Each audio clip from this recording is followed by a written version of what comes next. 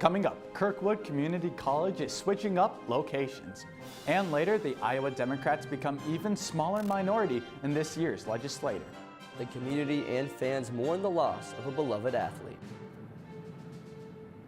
Cool and cloudy weather continues this weekend throughout Iowa City.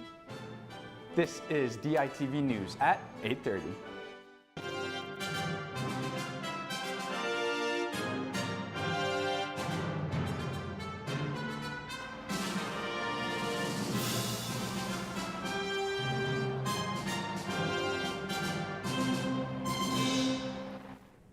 Good morning and thank you for tuning in live to DITV and KRUI 89.7 FM. I'm Johnny Valtman. After 170 days, Ingredion and the BCG-TM Union came to an agreement to end Ingredion strike at their Cedar Rapids plant. Ingredion is a leading global ingredient solutions company with products such as sweeteners, starches, and nutrition ingredients. The strike started back in August after disputes over wages, benefits, and workers' rights.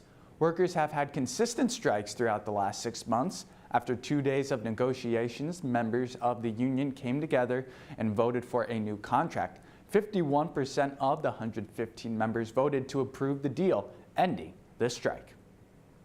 An Iowa City shelter house recently announced a new initiative to help those facing homelessness or eviction, having provided care for those in need of emergency housing.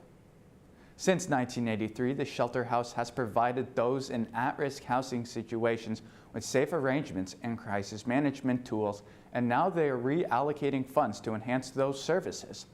Most of the money will go towards eviction prevention and their coordinated entry service, which helps a client determine exactly what resources they need.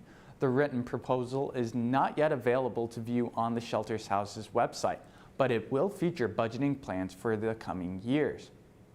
The Iowa legislature is fully back in session and many topics are being brought up this year. So far, topics included the school voucher bill, veteran assistance fund fixes, cybersecurity, hands-free cell phone laws, tax cuts, and much more. Republicans have complete control in the state for the 7th year in a row, with majorities in the House, Senate, and a Republican governor. This year, Iowa Republicans have a strong lead with 34-16 in the Senate and 64-36 in the House.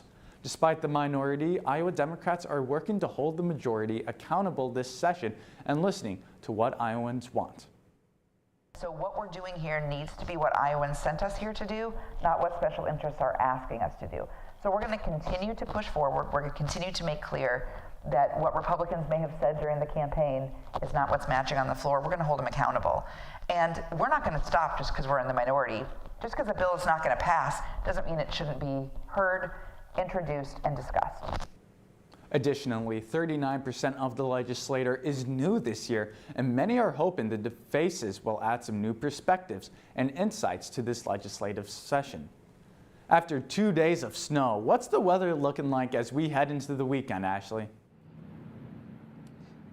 Well, Johnny, it is cold out here. I am shivering, and I'm live outside the Adler Journalism building, and it is currently 27 degrees this morning, and it's going to continue to stay cold.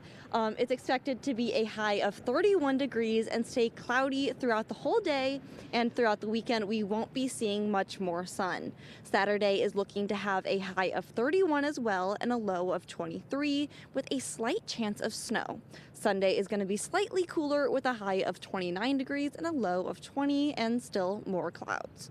Next week, Monday looks to have some highs in the 30s and lows in the 20s, and Tuesday does not get much better.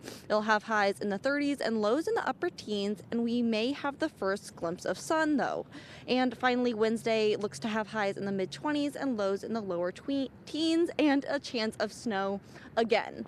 So there's not much to look forward to, Johnny, unless you're looking for more snow and cold days. But personally, I'm ready for the spring part of our spring semester.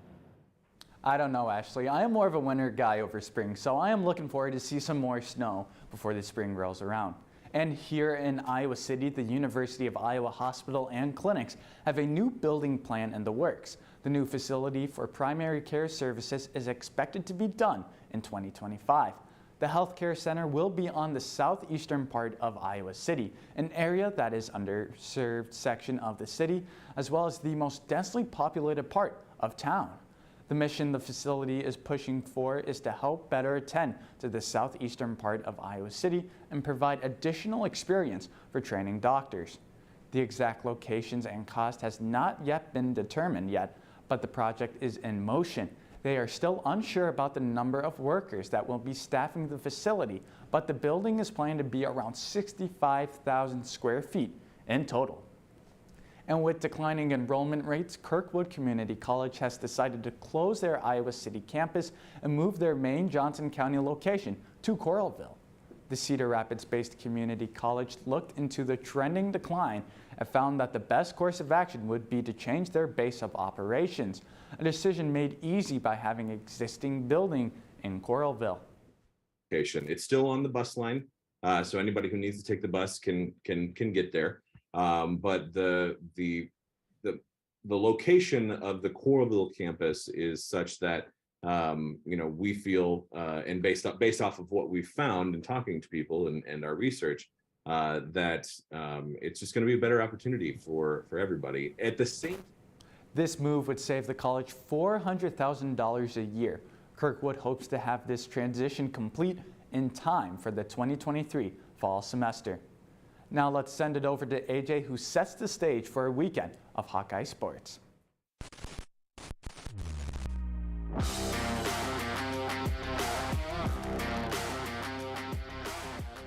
Thanks, Johnny. January 19th is a day that many University of Iowa fans and community members grieve over. DITV sports reporter Sam Hine has more.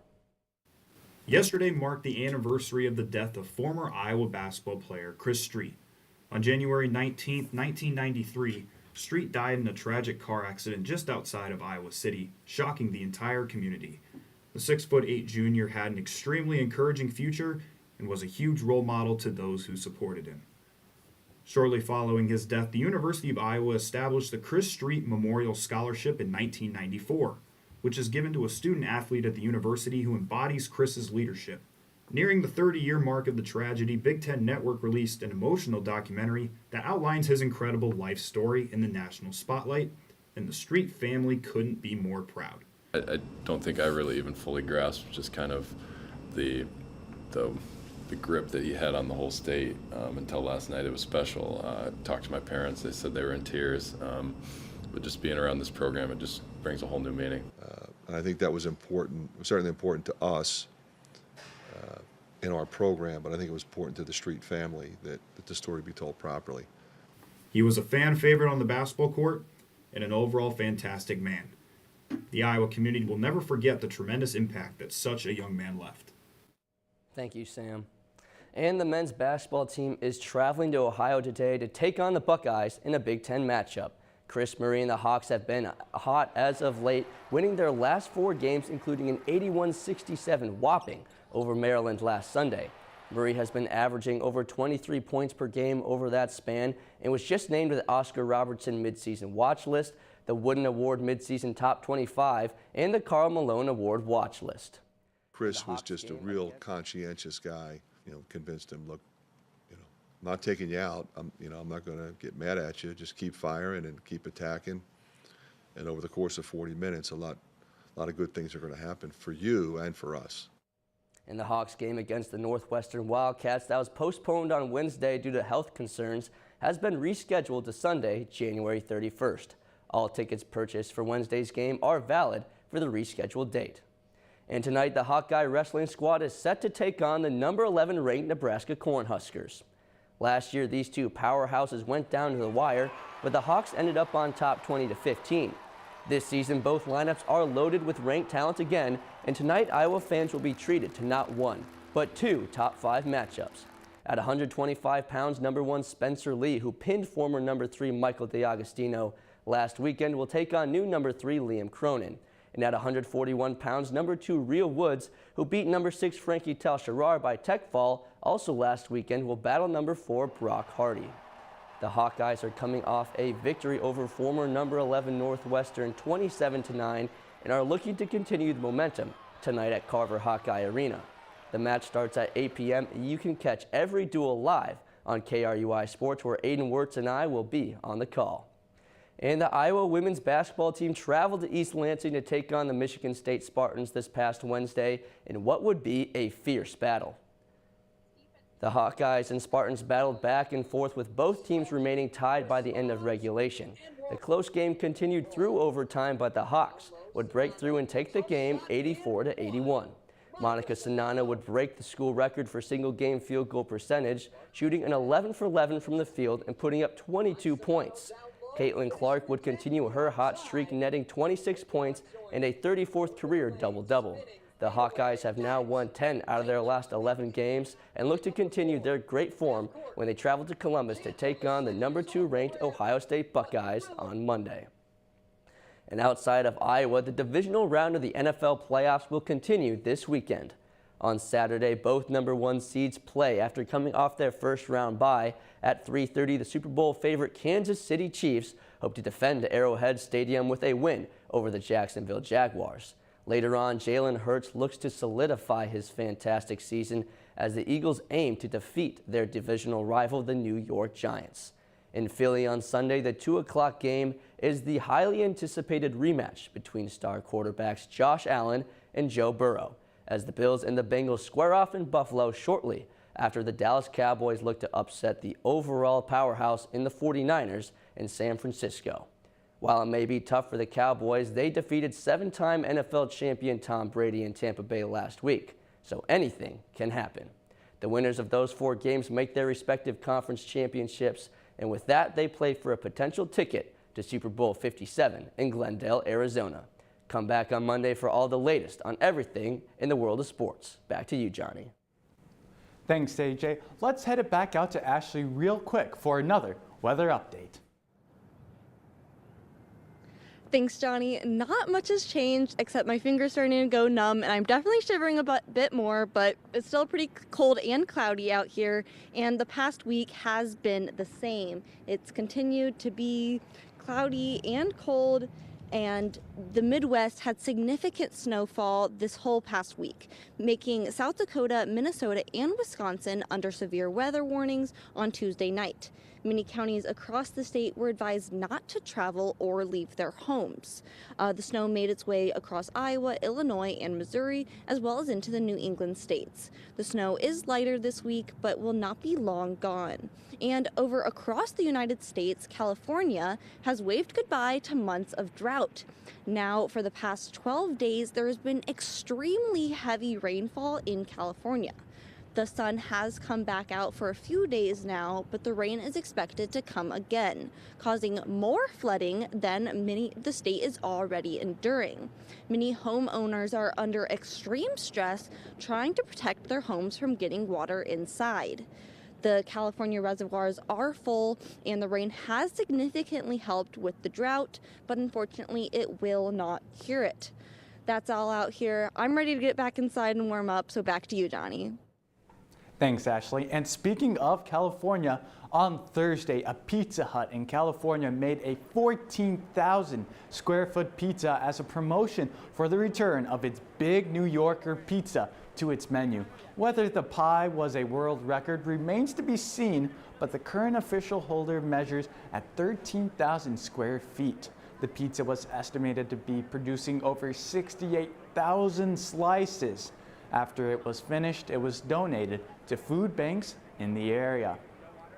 Thank you for tuning in to DITV News and listening to KRUI 89.7 FM. Be sure to head over to thedailyiowan.com for all your latest news between Monday and Friday. And check out more of our content on dailyiowan.com/DITV. For DITV News, I am Johnny Valtman. Have a great day.